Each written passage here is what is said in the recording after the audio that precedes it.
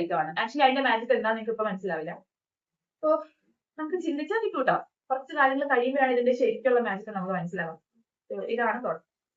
ഇതെന്താന്ന് വെച്ച് കഴിഞ്ഞാൽ ഇതൊരു ഇങ്ക് പാഡ് ആണ്. നിങ്ങൾ കണ്ടിട്ടുണ്ടാവും, ബട്ട് സ്റ്റിൽ ഇത് ഞാൻ പറയാണ്ട് പോയി കഴിഞ്ഞാൽ എനിക്കൊരു സമാധാനം കിട്ടും.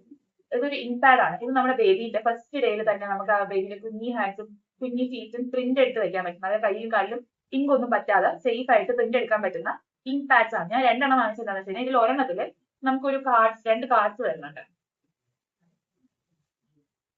2 കാർഡ്സ് വരുന്നുണ്ട്. അപ്പൊ എനിക്ക് തോന്നുന്നു ഒരു കൈയും ഒരു കാലും അങ്ങനെ എടുക്കാൻ വേണ്ടിയിട്ടായി. സോ അതിന് വേണ്ടിയിട്ടുള്ള ഇങ്കോയെ ഉള്ളൂ എന്നാണ് കണ്ടിട്ട് എനിക്ക് തോന്നിയത്. ഇതാണ് പാഡ് വരുന്നത്. ഇവിടെ നമ്മൾ ടച്ച് ചെയ്യാൻ പാടില്ല. ഇവിടെ നമ്മൾ ഇങ്ങനെ ടച്ച് ചെയ്തിട്ട് ഇത് ബാക്കിൽ വെച്ച് കൊടുത്ത് ഇങ്ങനെ ടച്ച് ചെയ്ത് കഴിഞ്ഞാൽ അത് അവിടെ വരും. സോ അതാണ് ഈ സാധനം. സോ ഇത് കണ്ടപ്പോൾ എനിക്ക് തോന്നി ഇതിന്റെ ഇങ്ക് വെച്ചിട്ട് ഒരു 2 സാധനം എടുക്കുമ്പോൾ തന്നെ ഇത് കഴിഞ്ഞു പോകും. അതാണ് ഈ ഐറ്റം.